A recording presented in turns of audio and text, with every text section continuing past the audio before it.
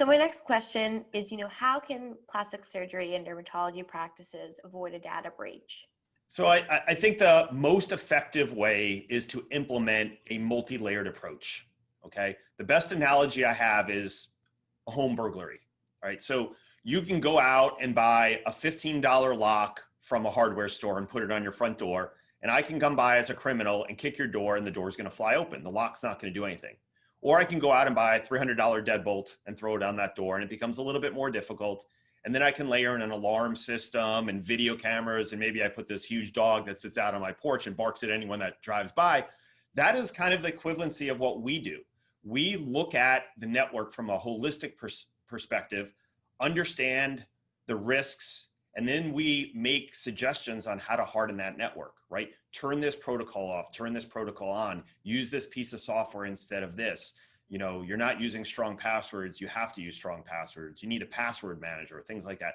Obviously, a lot more detail than that, but that's what practices have to do, right? And just relying on what we call shelfware, right, which is a piece of software or a piece of hardware, it doesn't work anymore, right? Because what we see too many times is the IT companies make these crazy promises. Hey, this is the most advanced piece of software. This will protect you. So let me give you a good example of this analogy. We did a very large breach case in the Maryland and Virginia area. It was a dental technology company, and they had promised all of these clients that if you spend these thousands of dollars on this backup solution, it's ransomware proof. So all these healthcare providers, many of them were dentists and physicians and some other businesses. Many of them bought this very expensive backup solution. Now the vendor said, hey, it's ransomware proof, you're fine. So what did the healthcare providers say? Well, I can't get hit with ransomware, right? Because if I do, if my computers get hit, I can still go to my backup drive and recover that data. So for the average person who's non-technical, which is 99.9% of the doctors, they don't, right? That's just, they focus on the surgery and the treatment of the patients. They're like, oh, great, I'll spend that money to keep my practice up and running. So you know what the hackers did? They didn't encrypt these backup drives with ransomware. They hacked into every single backup drive and erased the drives. So in theory, they were ransomware proof. But the reality is all the doctors still had to pay the ransom demand, which averaged about $45,000 in this case, because they had no data, right? The hackers took out all the cloud backups. They took out the servers, the workstations, and the backup drives, and there was no recoverable data. So these are the types of things that cyber firms can really come in and help advise clients about. And then ultimately they can make a decision. And that's what I see or hear all the time from doctors who have been victims of ransomware attacks. And they make statements like, wow, if I had just known this, I would have made a different decision, right? I would have gone down a different path. And that's a challenge right now in the healthcare space. I think the large hospitals, they get all this, right? No one's going to ever argue that. They have the budgets, they have the resources, they have the people to take care of this. But for the average healthcare provider and physicians group, there's no education around this. And they're just making decisions based on what a vendor is telling them versus, seeking out expert advice and then being able to say, okay, this makes sense. And I need to allocate a budget, for security now because I can't be put in this position or our practice can't be put in this position. So this whole multi-layered approach. So what is the multi-layered approach to answer your question? There's something called vulnerability management. Cyber firms use very sophisticated tools that analyze every single device on the network for vulnerabilities. It is obviously a computer, a laptop, a server, but it could be that smart TV hanging on the wall in the waiting room. And it could be the telephone system, security cameras that the practice has in place.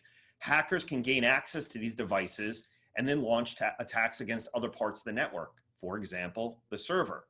Or they can use these devices to deploy malware that steals usernames and passwords to cloud technology.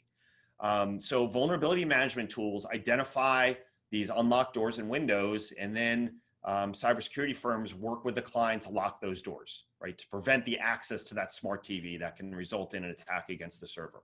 So vulnerability management has to be part of your solution, right? It's basically non-negotiable. If you want to be secure, you have to manage vulnerabilities.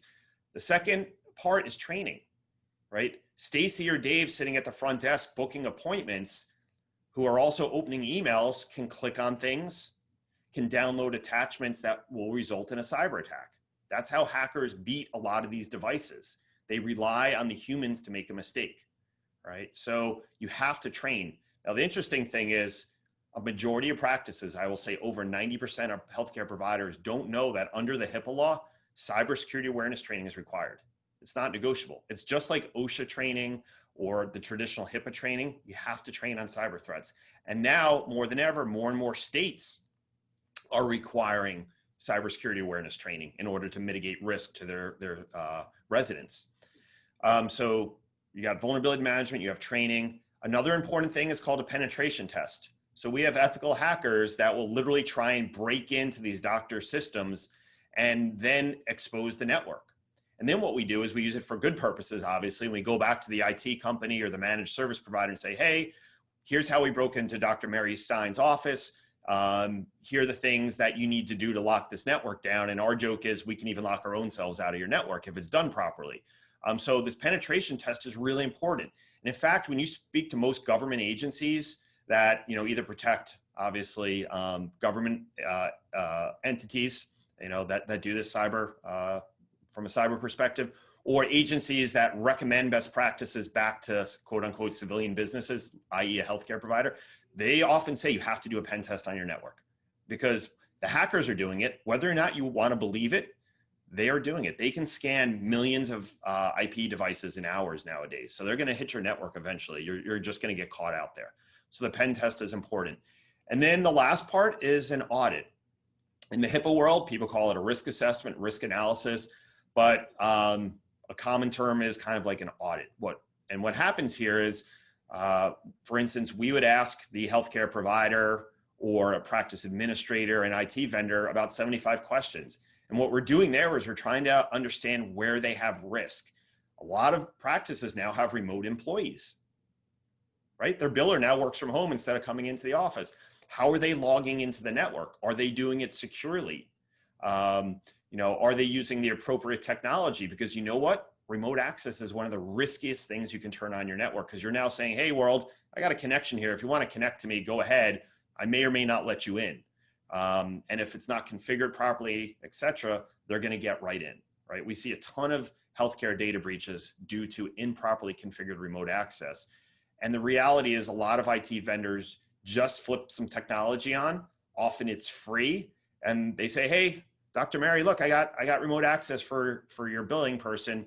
She can log in from home, no problem. The doctor's like, sounds great to me. I didn't have to even pay for it. Nope, it's free, right? And then a week later, they walk into a fully encrypted network and there lies your problem.